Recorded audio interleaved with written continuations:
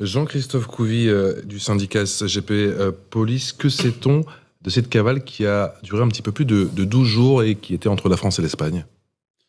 Tout de suite, mes collègues de la Sûreté départementale et de la police judiciaire, donc du 34, de l'Hérault, ont travaillé en coordination. Donc, comme quoi, vous voyez, une bonne coordination, ça peut éviter une réforme inutile. Et donc, du coup, sont emparés du sujet. Et effectivement, on a l'habitude de faire monter des dispositifs, de faire des écoutes téléphoniques, de surveiller. Voilà, on fait des dispositifs de surveillance. Et on voit effectivement qu'il y a des allers-retours de la famille vers l'Espagne. Donc on sait que oui, c'est une porte de sortie, une petite cavale en Espagne, mais en même temps, il faut bien aussi, à un moment donné, assurer ses arrières. C'est-à-dire il faut de l'argent, la nourriture, etc. Donc il suffit d'attendre un petit peu le bon moment. C'est une course contre le temps ou c'est un marathon? Non, il faut jamais aller trop vite dans ces cas-là, parce que déjà, il faut être sûr que c'est la bonne personne. 2, quand on interpelle, il faut monter un dispositif qui effectivement va pouvoir permettre de l'interpeller dans de bonnes conditions avec le moins de casse possible. Il faut vraiment trouver, en fait, c'est le bon moment au bon endroit. Voilà. Ça, et seuls des policiers assez d'élite, j'allais dire, qui ont l'habitude de faire des surveillances comme ça et des interpellations sont capables de le faire. Mais il faut être patient. Vous savez, le métier de flic, c'est la patience. Il faut être patient, mais il y avait quand même beaucoup de pression. On l'a vu effectivement que la situation était explosive. Joseph Massescaron. Je vous ai entendu. Et justement, est-ce que ce processus que vous avez su mettre en œuvre, et le conduire jusqu'au bout, est-ce que ça aurait été possible? Est-ce que ce serait possible après la réforme prévue avec la disparition de la police judiciaire? C'est toute la grande inconnue. Déjà, il faudrait savoir où on en est réellement. Mais après, quand on veut tout départementaliser, là, en l'occurrence, comment on aurait fait? C'est-à-dire, est-ce qu'on sort du département, donc il aurait fallu encore une fois une autorisation du directeur départemental pour aller ça monter. Oui. Voilà. Donc c'est des choses, effectivement, c'est la science-fiction.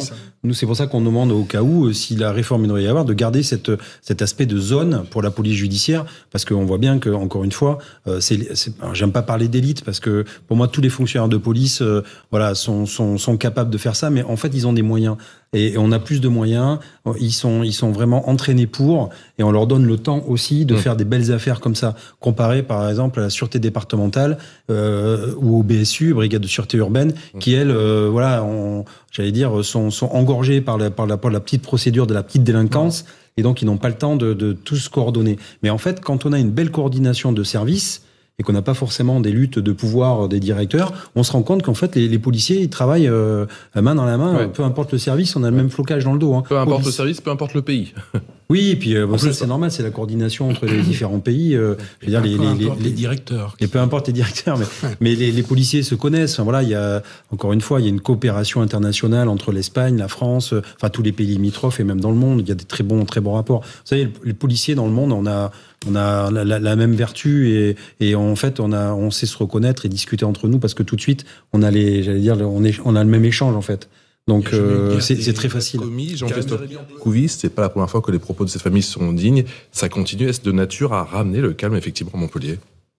Oui, je pense. Et puis encore une fois, tout à l'heure j'ai souligné la dignité de la famille, et franchement c'est vrai, je me mets à leur place. Perdre un enfant comme ça, il restait digne, droit dans ses bottes, et demander le calme. Non, c'est très bien. Je tire mon chapeau.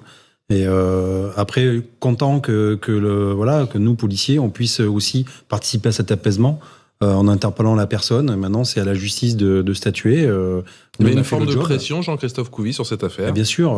Déjà, vous savez, quand tout policier, quand on a des victimes, on a envie quand même de travailler pour ces victimes-là. On sait qu'il y a des familles en peine, on a tous des enfants, on a tous de la famille, et puis c'est encore une fois, même si ça tombe pendant des périodes de fête, on travaille toujours à H24 parce qu'on lâche pas. Quand on est flic, entre guillemets, c'est un métier à forte vocation. Et donc, on a cette vocation-là, et pour nous, c'est une obsession d'avoir des résultats, d'obtenir la personne. Et c'est un grand moment quand on interpelle, je peux vous dire, on interpelle l'individu, on est content. Ça y est, on a bossé des heures et des heures avec des écoutes téléphoniques, des surveillances, des fois des nuits entières dans le froid.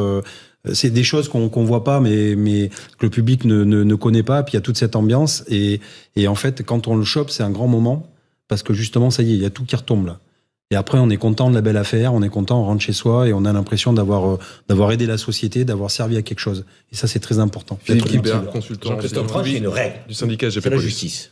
Oui, moi je suis d'accord avec Karim. Il y a une, effectivement, ce que je vois, c'est qu'il y a quand même une famille qui a appelé justement au calme, à la dignité, et j'ai une autre famille qui est restée muette, qui aurait pu aussi très bien dire à la personne de se rendre et de venir s'expliquer devant le juge. Et au contraire, on voit qu'il y a une famille qui a aidé, c'est-à-dire qui a fait des allers-retours en Espagne. C'est toute une communauté aussi qui s'entraide, etc. Voilà. Donc ça, c'est ce que je vois, c'est ce que je remarque, et c'est ce que je déplore. Maintenant, effectivement, il faut bien comprendre la différence entre vengeance et justice. Et la justice, elle sera faite toujours au nom du peuple français, c'est la société. Et donc, c'est très important de montrer comme ça, de faire passer des messages que l'État, justement, est capable de prendre les rênes, de protéger ses citoyens pour éviter, justement, qu'on tombe dans l'autarcie où chacun se fait justice comme dans les westerns.